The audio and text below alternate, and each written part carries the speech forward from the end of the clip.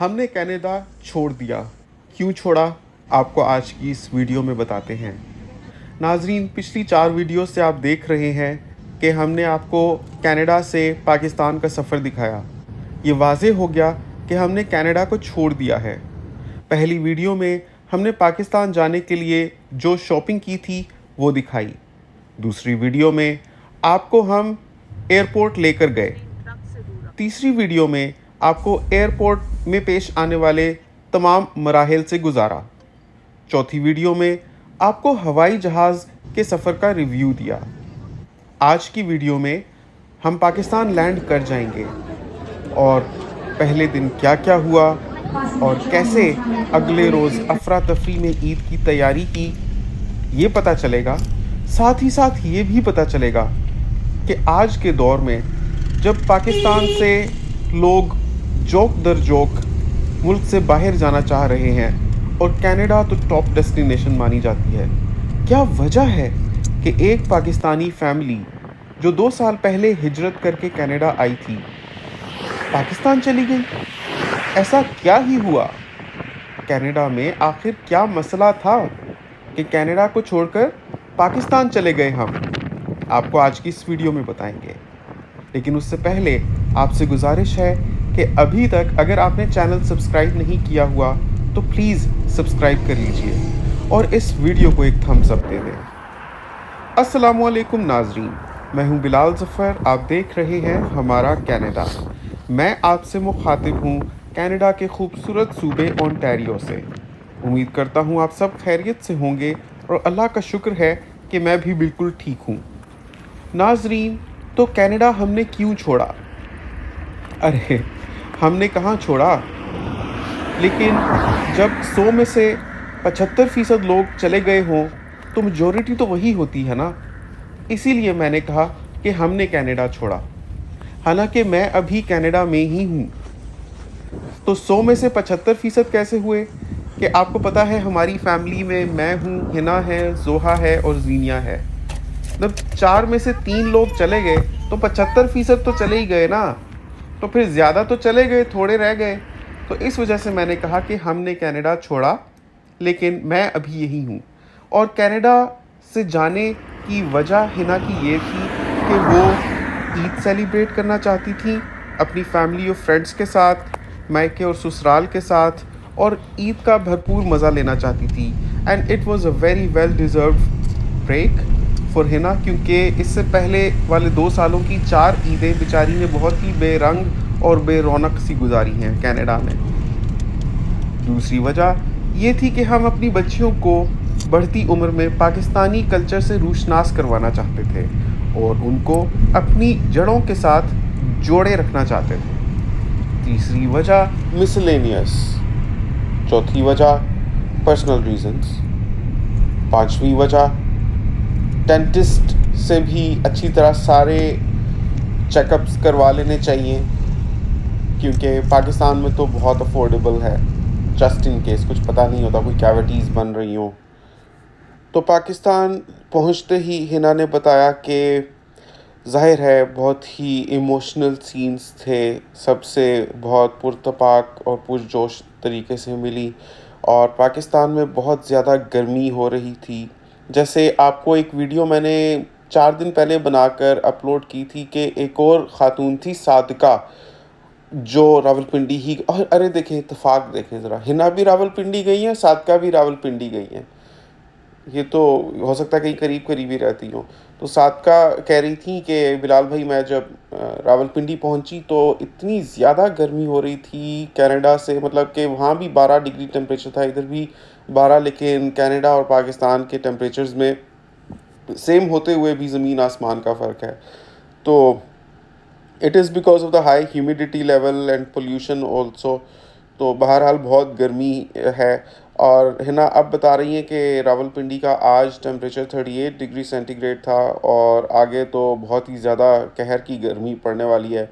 میں نے کہا سوچ لیں ہنا، آپ نے لیو تو لی، اور ویکیشن آپ کتنا لمبا وہاں پر رہیں گی، یہ تو گرمی بھی آپ کو لگے گی بہت زیادہ. کینیڈا میں تو گرمی پڑتی بھی ہے تو ہمیں محسوس ہی نہیں ہوتا. ویسے میں آپ کو یہ بتاؤں کینیڈا میں بھی جو گرمی پڑتی ہے وہ کوئی مڈل ایسٹ سے کم نہیں پڑتی جب پڑتی ہے 2-3 مہینے. لیکن ایوری تھنگ از مینیجیبل ہر جگہ ویل ایئر کنڈیشنڈ ہوتی ہے تو کینیڈا میں کبھی اس کا امپیکٹ محسوس نہیں ہوتا, بلکہ بہت برائٹ اور لمبے لمبے دن ہوتے ہیں, خوبصورت ہوتا ہے سمر. بہرحال ابھی ہنا گئی ہوئی ہیں پاکستان تو بتا رہی تھی کہ بہت زیادہ وہاں, ایک تو جب ہم رہ رہے ہوتے ہیں نا پاکستان میں تو اتنا محسوس نہیں ہوتا, لیکن جب کینیڈا جیسے ملک سے واپس جاتے ہیں تو بہت ہی زیادہ رش لگتی ہے, بہت زیادہ پاپولیشن محسوس ہوتی ہے. اور مجھے لگتا ہے کہ population is one of the biggest problems of Pakistan, جس کو ڈسکس نہیں کیا جاتا اور جس کو ریئلائز نہیں کیا جاتا. لیکن یہ پتہ چلے گا اگلے 2 ڈیکیڈز میں اور اس کے بعد اور بھی زیادہ, جس طرح سے ایکسپلوڈ ہو رہی ہے پاپولیشن تو ریسورسز تو اتنے ہی ہیں, لمیٹڈ ہے سب کچھ. ابھی مینیج کرنا مسئلہ ہو رہا ہے. پنڈی اسلام آباد میں کتنی جگہوں پر پانی ہی نہیں ہے اور ٹینکرز سے پانی ڈلوایا جاتا ہے تو اتنے مہنگے ہیں ٹینکرز اور میلا گندا پانی ملتا ہے بہت لوگوں کو. تو ابھی تو بس لینڈ کر کے گھر کی طرف جا ہی رہی تھی تو مجھ سے جب بات ہوئی تو میں نے اپنی بیتابی میں پوچھا ہے نا بتاؤ ہم پاکستان جا سکتے ہیں, وہاں پر سیٹل ہو سکتے ہیں. بلال کہتی ہے بلال صبر کر دیں یار, مجھے جیٹ لیگ ہوا ہے, میں پچھلے 48 گھنٹوں سے جاگی ہوئی ہوں. تو ناظرین پھر مجھے خیال آیا یہ وقت موزوں نہیں تھا یہ سوال پوچھنے کے لیے.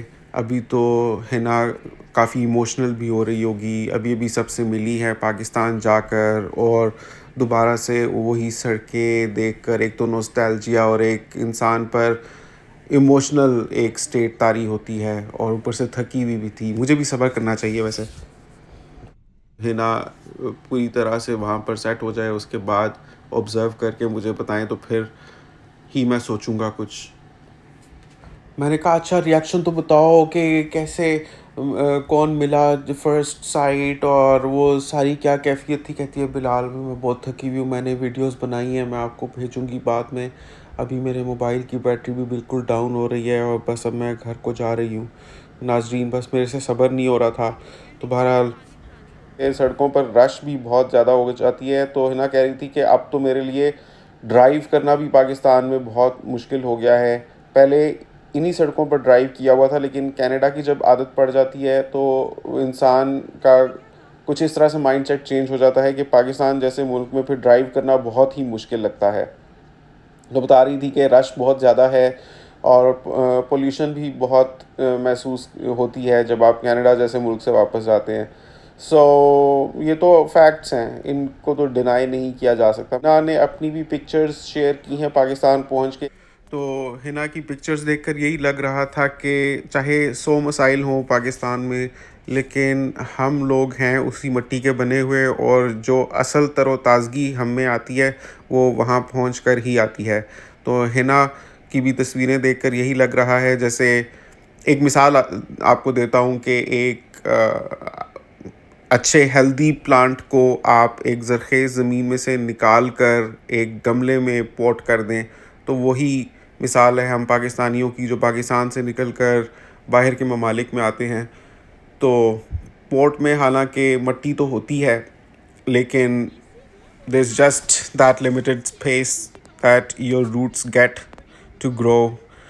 اور پاکستان جب واپس پہنچتے ہیں تو ایسے آپ سمجھ لیں کہ اسی پودے کو اس گملے میں سے نکال کر دوبارہ ایک زرخیز زمین میں لگا دیا جائے تو اس میں جو تر و تازگی آتی ہے اور جیسے وہ نشو و نما پاتا ہے ویسی ہی کیفیت ہم انسانوں پر بھی ہوتی ہے جب ہم پاکستان جاتے ہیں, کیونکہ ہم ہیں پاکستانی چاہے دنیا میں کہیں بھی رہیں.